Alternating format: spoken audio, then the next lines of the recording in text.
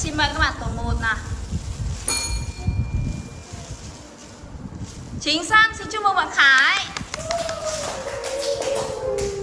Phần thưởng của bạn Khải là một chiếc bánh. Tiếp, Khải chọn tiếp nào.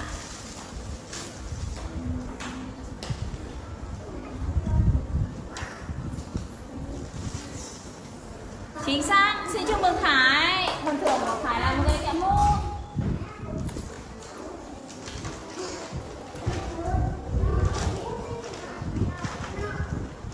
Chưa đúng. Các bạn muốn thẳng hàng vào đi. Chưa chính xác. Và vẫn Khang nào. Chính xác, xin chúc mừng Khang. Phần thưởng của Khang là bánh gạo. Ngon.